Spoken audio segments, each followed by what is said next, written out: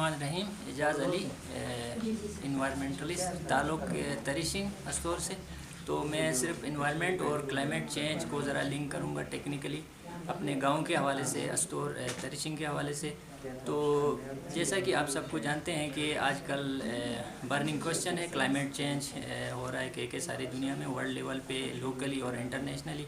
तो मैं अपने गांव के हवाले से लिंक करूंगा इन्वायरमेंट और क्लाइमेट चेंज, जो अपने नॉलेज के हवाले से, जो प्रीवियस नॉलेज और अभी जो तब्दीलियां आई हैं उस हवाले से।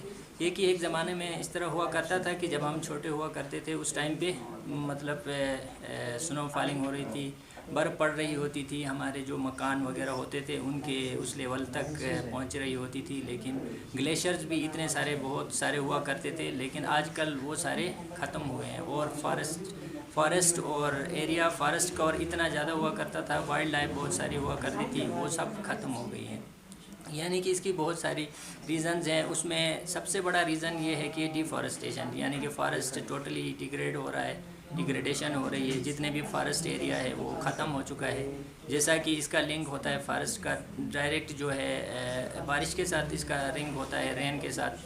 फॉरेस्ट ज़्यादा होंगे, जितनी ज़्यादा होंगे उसमें ट्रांसपरेशन होगी तो उसके साथ फिर लिंक बनता है, फिर उसका रेन के साथ बारिश ज़्यादा होगी। तो आजकल फिर क्लाइमेट चेंज का दूसरा ये है कि सडन चेंज हो रही है क्लाइमेट चेंज की।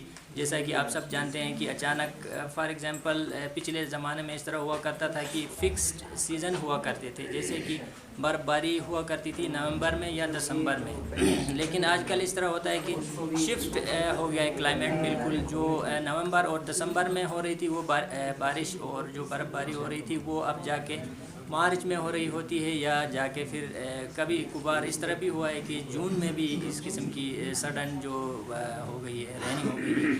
तो ये सब लिंक करता है उसके साथ, क्लाइमेट चेंज के साथ।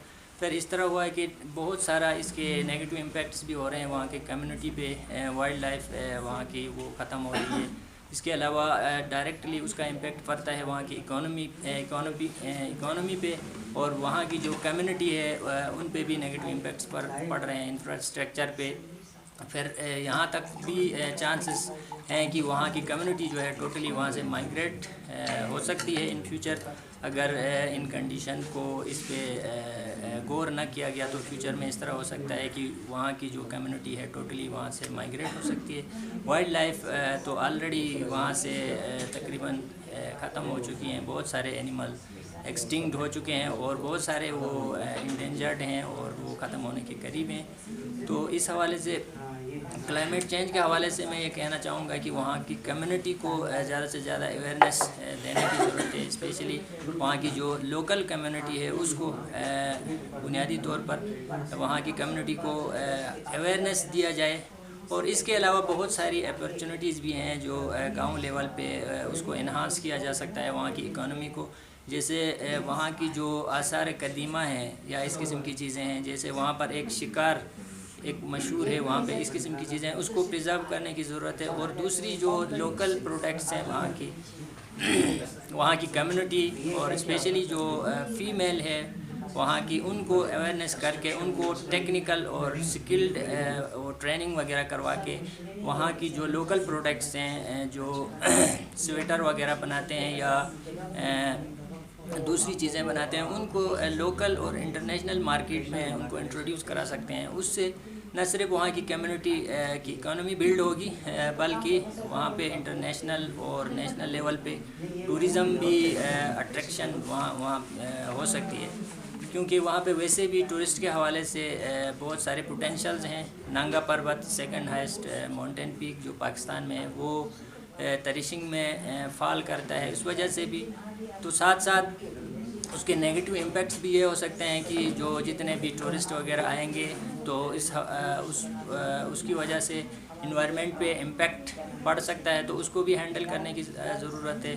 जितने भी टूरिस्ट आते हैं उनको अवेयरनेस देने के लिए जो है लोकल कम्युनिटी को ट्रेन करना होगा। कोई बोर्ड्स वगैरह, साइन बोर्ड्स वगैरह ऐसी कोई चीज़ें रिटर्न शक्ल में, जो बोर्ड्स की शक्ल में डिस्प्ले करके उनको अवेयरनेस दी जा सकती है कि जो भी फॉर एग्ज़ाम्पल कोई फॉरेन टूरिस्ट या लोकल टूरिस्ट या इंटरनेशनल कोई टूरिस्ट आता है तो وہ جو ہے ان ڈسپلے جو بورڈز میں ڈفرینٹ سائٹیشنز جو وہاں پہ لکھیں، جیسے فار ایگزامپل وہ آتے ہیں تو اپنا کچرا جو ہے واپس ساتھ لے کے جائیں، یا ایسی جگہ پہ ڈسپوز آف کریں جہاں پہ ڈسٹ بین لگی ہوں.